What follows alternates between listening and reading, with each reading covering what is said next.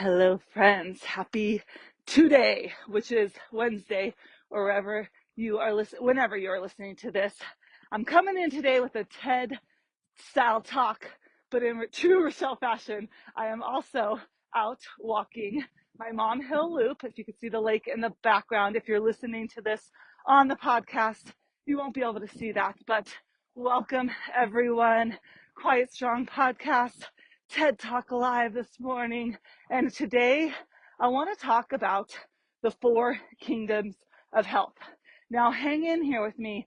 This is life-changing, transformational stuff. And I'm going to dive into each of the 4 kingdoms and give you a little bit of insight, perspective, and some strategies on how to boost maybe some of these weaker kingdoms in your life and why they are so important.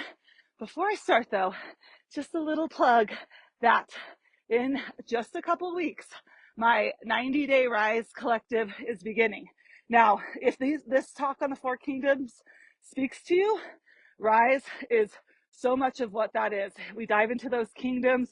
We have weekly coaching calls. We've got a roadmap. I literally lead you through a roadmap on these foundations, on things to do daily that are simple and work in your real life, because that is how I work, and that will put power to your purpose, bring peace to your home, peace to yourself. And this program is just so amazing. I've got room for a few more women. So if any of these talks speak to you, this is the stuff we dive deeper in. And it is incredible when you sit around the table with a group of women committed to self-growth, the conversations are deeper.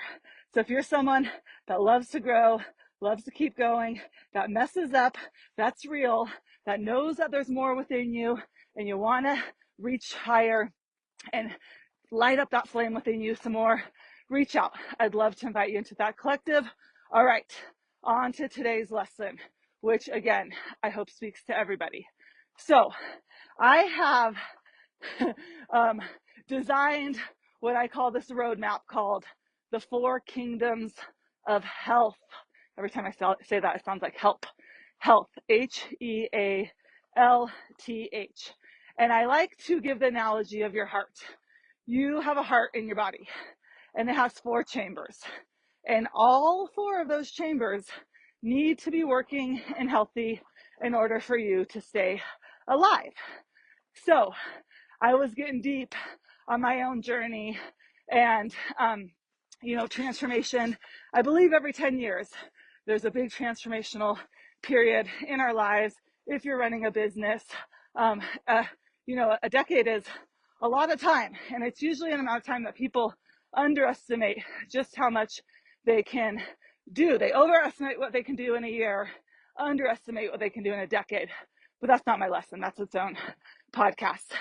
So as I was going, the last few years have been really a big growing in a deep and amazing, sometimes uncomfortable, sometimes scary way.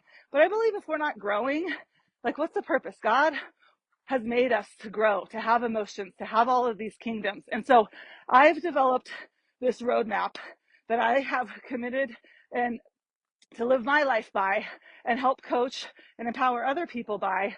And I want to share these kingdoms a little deeper with you today. And they are, so just like your heart, in your life, you have these 4 kingdoms. You have your physical, your mental, your spiritual, and your emotional. And these make up your quality of life, how you experience life, how you show up each day. Like, this is important stuff, my friends. It is to be taken seriously, but it's not to overwhelm or stress you out. It's to be aware. And so let's dive into these kingdoms today. And I'll start with the physical one. So as we go through these, I encourage you to bring some awareness to your life. That's what I'm asking you to do today. Is there an area, 1, 2, 3, or 4, usually with everybody that I talk to, there's at least one area that you're kind of neglecting or pushing to the side, or there's a stirring within you knowing that you need to pour more into this area, but maybe you don't know how. Maybe you got all the books stacked up thinking that's the answer, and you can't get to them. So maybe just in this 15 minutes or so that we're spending together, some enlightenment and some light bulbs will come on up. So your physical kingdom. This one, they're also important. That's why I look at a shape of a heart, right? Not one is more important than the other, and they blend through to each other in a lot of ways too. But your physical health, let's just start there, because without your physical health, you really can't get any of the other kingdoms in check. When you don't have your physical health, nothing else matters. So again, maybe it's slowly declining. Like this happens, and this is a really dangerous and just small slope that happens when just little by little you start to neglect your health. Whether maybe you're in a stressful season of work with projects, you're raising kids. I see this a lot, like when my kids get out of school, or when it slows down, or when, take that off the table. If you don't have your health, it's really, really hard to get anything else in line. And so your physical health, I always think about, God gave us a body on purpose.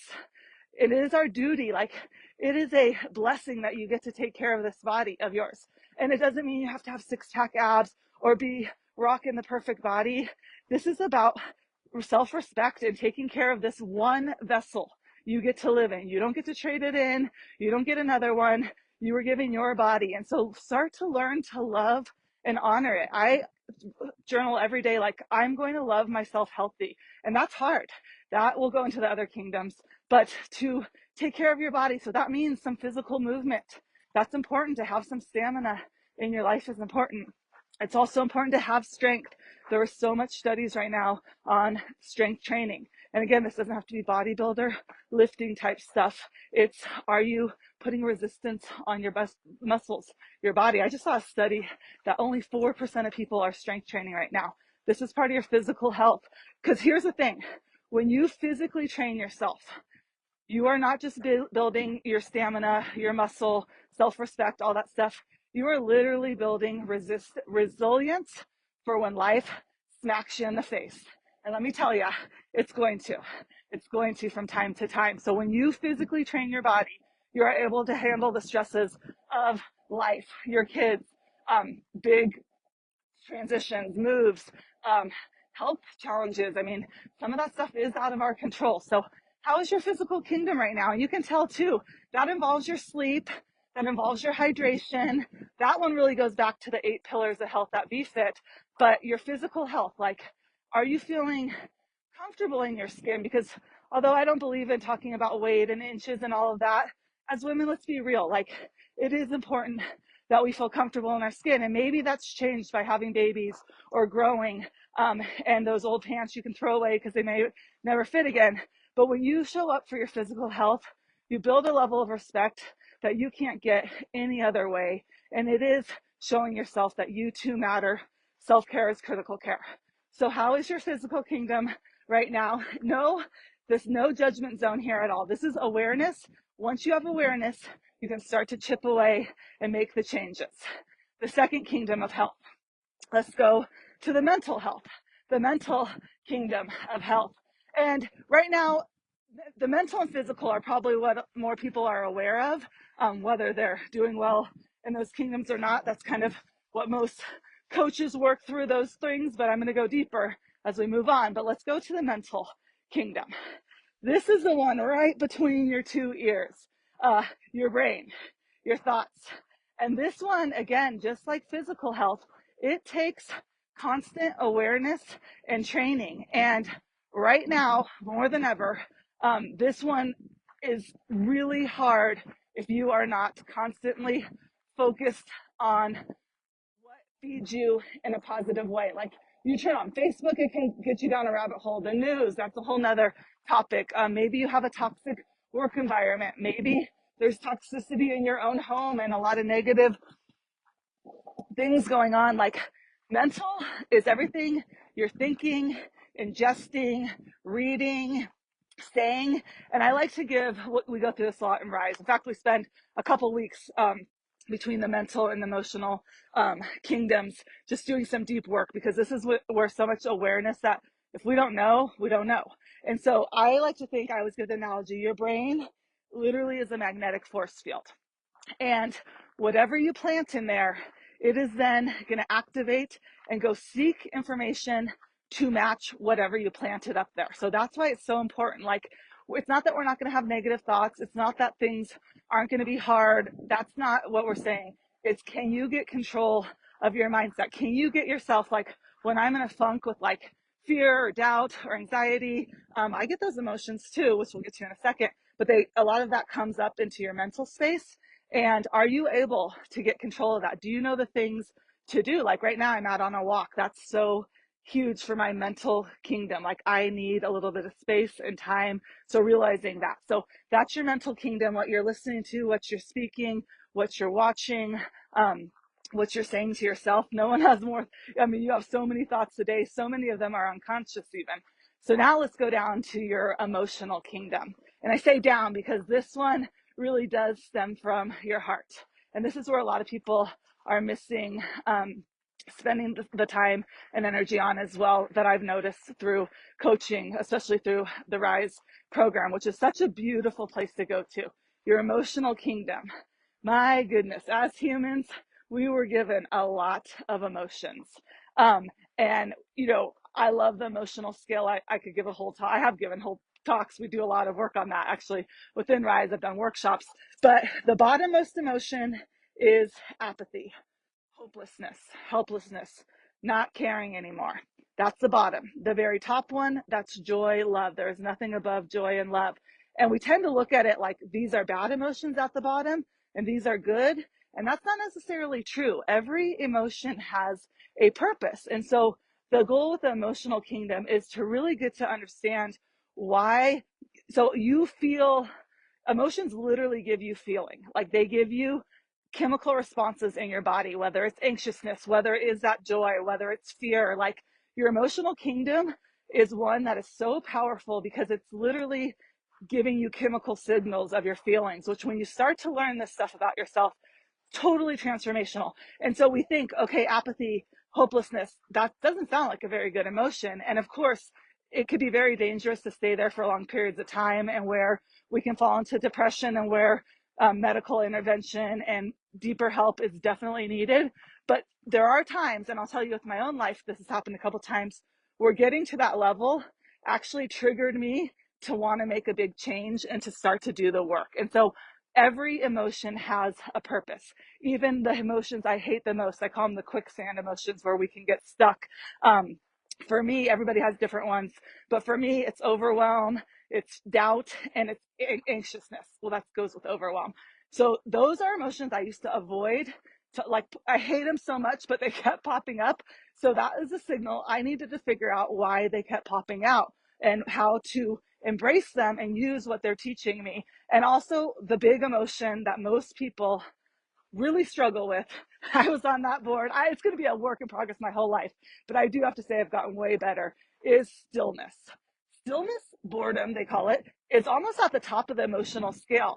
It's like pretty high up there. It's right before like the really high ones. And the reason is, and I've learned this and I love to teach this, and it really is just repetition. Stillness is where you can dig deeper. You can hear the whispers. You can hear that next kingdom we'll go to, that spiritual. I call boredom and stillness your spiritual key. It literally is your key to get to that next level. And so stillness is hard. We want to avoid stillness at any cost. Like we want to stay busy with chores. We want to stay busy. You know, you start folding the laundry, you start scrolling the internet, you start binge watching a show, you put your kids in everything. Like I even joke around in our refit classes, a lot of them, we have 10 minutes stretching at the end. So we'll do like 20 minutes of cardio, 10 minutes of stretching, 20 minutes of strength. And there's people that as soon as we say slow down and stretch, boom, they're out of there. And it's just something you have to practice and you do get better at. And then it becomes some of your most beautiful time because it leads to this final kingdom, which is your spiritual kingdom. And you have to learn to be still to tap into your spiritual kingdom. And what I've found, especially over the last few months, really diving deep with some incredible women, this is an area, and please, if this speaks to you, reach out. I am here. This is an area so many people are just feeling really depleted in, but also really having a thirst and a hunger to fill this kingdom up. And this is one of just, it's your divine uniqueness. Like this is where your purpose, this is where your power, this is where your ability to lead your family, right? As women, we are such incredible leaders of our kids and even our spouses in this spiritual way, and getting to know, again, that deeper calling. Like, I believe 100% wherever you are on, your faith walk, I believe that we are not here by accident. There are no coincidences in life. Things don't just happen randomly and fall out of the sky. When you get deeper in the spiritual kingdom, and you can even hear my voice, like how powerful this is, you see life in a different way. I went from seeing life in black and white years ago to now literally seeing the color, the beauty, the God winks, the synchronicities in my daily life, the rejections that really were God's protection, the mess ups, the mistakes, the lessons, like what they were grooming me for. And so this spiritual kingdom literally will transform the way you see life in every single area, how you see other people, right? How you see the spirit and essence of other people. If you have kids, you know this. No two of your kids are the same at all. You and your spouse are not the same. You're not supposed to make each other the same. That is not the point of marriage. And that's usually a whole nother topic. The longer we get married, for some reason, the more we try to make each other like each other, which is not a good recipe, let me tell you. And so the spiritual kingdom is harnessing who you were made to be. There's only one of you in the world. And then also seeing other people in their light and uniqueness and their, individuality and who they are. And it's so powerful. So there you go. Those are the four kingdoms of health. I am so passionate about this, as you can probably hear. This is, again, what Rise is built upon. And not just talking about these, we actually have a roadmap. And I hate the word work, but to be real, your quality of life comes down to what your days look like, what your habits look like, what your foundation. So yes, there is a level of work. I'm always asked how much time does it take a day to, do what the Rise roadmap is? And to be honest, it's probably an hour or less, to be real with you. It's little things, because that's what I found make the biggest difference. How you start your day, how you end your day, how you are speaking to yourself. Like, these are all the little foundations. So, again, I hope you got something out of this. If you're still listening, I just think this is so powerful. And I believe in all of us. I believe that we are meant to keep going and growing. And life can get really hard and it can get really messy. And especially going from motherhood, and I speak about this because this is just a season of life that I'm in, but going from raising young kids to now, having a little bit more independence, but also more craziness in our life and busyness with events and sports and all of that, to having been in a marriage for going on 17 years. Like, if you're not growing, that's not a good thing, my friends. That is not a good thing. So hope this spoke to you today. I believe in you. I love you. I'm here for you. If Rise is speaking to you, don't sit on the sidelines. It's a small group. It's going to fill. We start in less than a month, and I got room for about 5 or 6 more women for this 90-day journey. I'm like so excited. I'm like, can it start tomorrow? But it doesn't start till June 10th. So keep going, keep growing. Hit me up. Even send me a private message. Like, if any of this spoke to you or brought a little awareness to an area that you want to spend a little bit of extra energy on, I'm happy to give you some further tips too. So have a great day, everyone.